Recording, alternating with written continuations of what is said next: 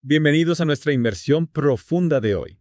Hoy nos adentramos en una historia bíblica que ha cautivado a generaciones, la historia de Ana y su hijo Samuel. ¿Por qué esta historia, de entre todas las demás, sigue resonando con tanta fuerza hoy en día?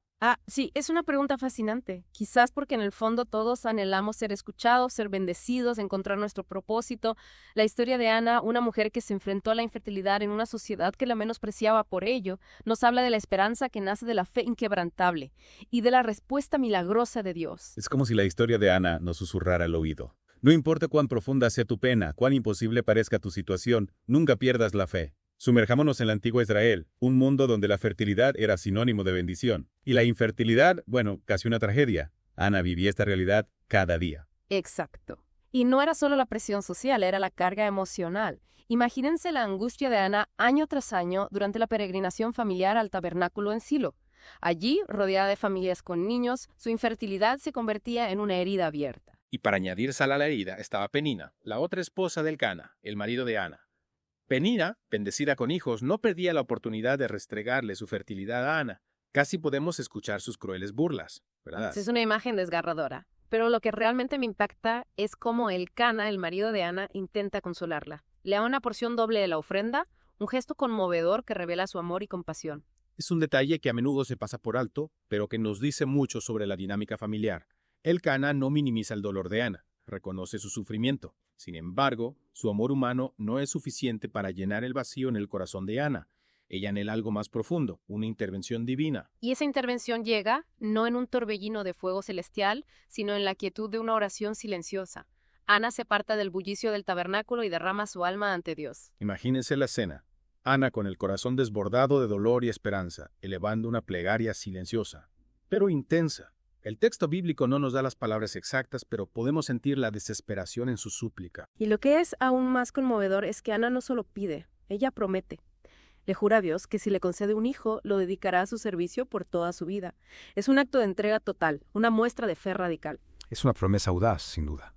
Renunciar a su anhelo más profundo, a la posibilidad de criar a su propio hijo a cambio de la respuesta divina. Lo que me hace preguntarme, ¿qué impulsó a Ana a hacer esa promesa? ¿Fue la desesperación, la necesidad de aferrarse a cualquier atisbo de esperanza, o fue una profunda convicción de que Dios tenía un plan más grande, un propósito que trascendía su propia felicidad? Una pregunta intrigante.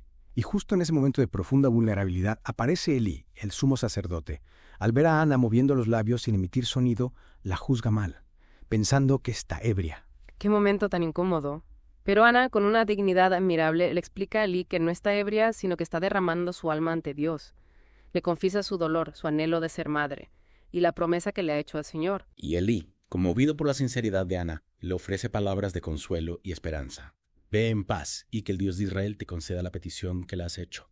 Es como si la bendición de Elí abriera una puerta a la posibilidad, a la esperanza de un milagro. Y ese milagro, amigos, no se hace esperar. Poco después, Ana concibe. La oración ferviente, la fe inquebrantable, la entrega total a la voluntad divina, todo se conjugó para que el milagro se hiciera realidad. Ana da luz a un niño, al que llama Samuel, que significa Dios ha oído. Un nombre que es un recordatorio constante del poder de la oración, de la fidelidad de Dios a sus promesas. Pero la historia no termina ahí.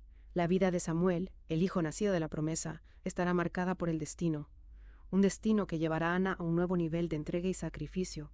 Y aquí es donde la historia de Ana adquiere una nueva dimensión, de profundidad. Ella cumple su promesa, entregando a Samuel, el hijo que tanto anheló al servicio de Dios en el tabernáculo. Un acto de fe extraordinario. Imaginen la mezcla de emociones que Ana debió sentir. Alegría por el milagro concedido, tristeza por la separación, pero sobre todo una profunda confianza en el plan de Dios. Y esa confianza se manifiesta en un gesto conmovedor. Cada año, cuando la familia peregrina a Silo, Ana lleva a Samuel una túnica nueva, hecha con sus propias manos. Esa túnica, más que una prenda de vestir, se convierte en un símbolo tangible del amor maternal de Ana, pero también en un recordatorio constante del voto que le hizo a Dios. Es como si Ana estuviera tejiendo con cada puntada su fe y su esperanza en el futuro de Samuel. Un futuro que se desarrolla bajo la tutela del sacerdote Elí. Samuel crece en el tabernáculo rodeado de un ambiente de santidad, aprendiendo las leyes y los rituales del culto a Dios. Y aquí quizás podamos encontrar otra enseñanza valiosa, la importancia de la educación en la fe.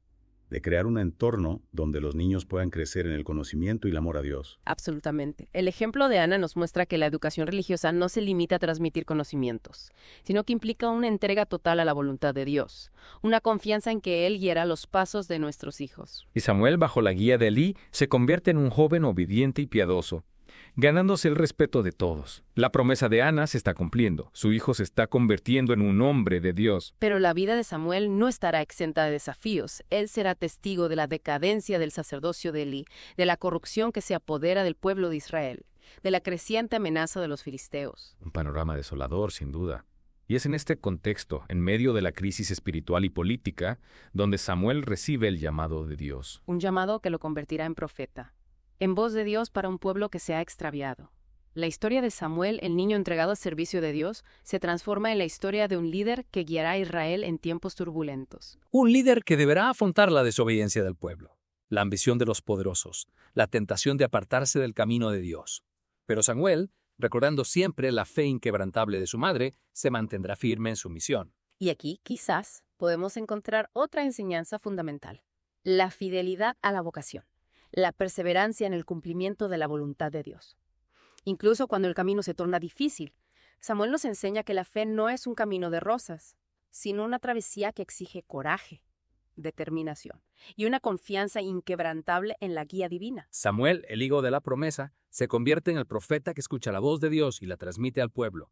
Pero la historia de Samuel no se limita a su rol profético. Él tendrá que enfrentar uno de los momentos más cruciales en la historia de Israel: la transición de la teocracia a la monarquía. Un cambio radical, sin duda. El pueblo, cansado de las amenazas externas y seducido por la idea de un rey poderoso, clama por un líder humano que los guíe a la victoria. Un clamor que en cierto modo representa un rechazo al gobierno directo de Dios. ¿Cómo reacciona Samuel ante esta petición? ¿Cómo se conjuga la voluntad del pueblo con la voluntad divina? Esa es la pregunta que exploraremos en la siguiente parte de nuestra inmersión. Analizaremos cómo Samuel, guiado por Dios, unge al primer rey de Israel, un hombre llamado Saúl. Una decisión que marcará un antes y un después en la historia de Israel, abriendo un nuevo capítulo lleno de desafíos, triunfos y tragedias. Los invito a seguir explorando con nosotros la fascinante historia de Ana y Samuel. Una historia que nos habla de fe, obediencia y la búsqueda constante del propósito divino en nuestras vidas. Retomamos nuestra inversión en la historia de Ana y Samuel. Una historia que ha tejido hilos de fe, obediencia y liderazgo a través de los siglos. Nos quedamos en un punto crucial: la demanda del pueblo de Israel por un rey. Un momento de quiebre, sin duda. El clamor por un rey humano, aunque comprensible desde la perspectiva del pueblo, representaba un cambio radical en su relación con Dios. Buscaban seguridad y estabilidad. Era como si estuvieran diciendo: ya no confiamos solo en tu guía, Dios. Necesitamos un líder visible, tangible, que nos conduzca a la batalla y nos proteja de nuestros enemigos. Exacto. Y aquí es donde la figura de Samuel se agiganta. Él, el profeta que ha escuchado la voz de Dios desde su niñez, se encuentra en la encrucijada de la historia. Debe discernir la voluntad divina en medio de la turbulencia social y política. Imaginen el dilema de Samuel. Por un lado, la presión del pueblo.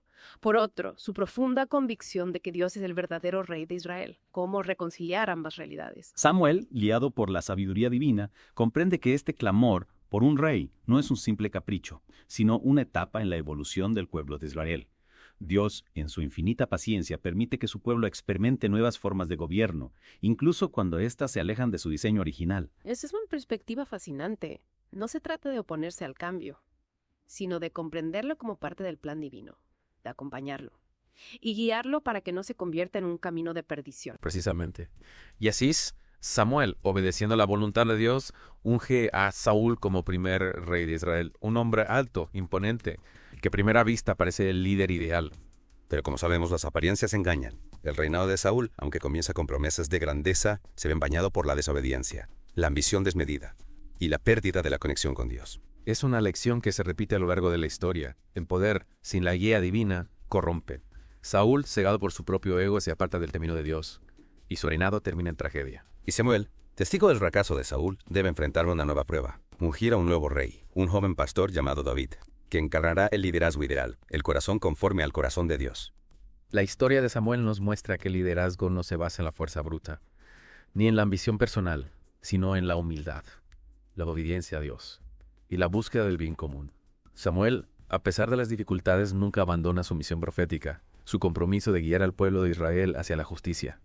y la verdad. Y aquí, al final de nuestra inmersión, podemos extraer algunas enseñanzas claves para nuestras propias vidas. La historia de Ana y Samuel nos invita a cultivar una fe inquebrantable, como la de Ana, que nunca perdió la esperanza en la promesa divina, incluso en medio de la adversidad.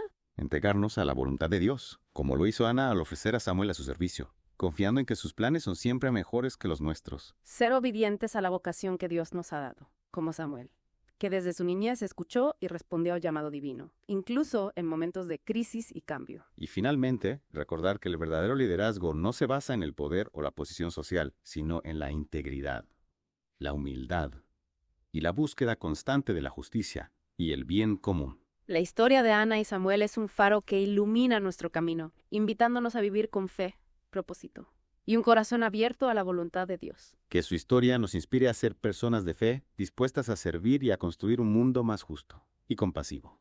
Gracias por acompañarnos en esta inmersión profunda. Hasta la próxima.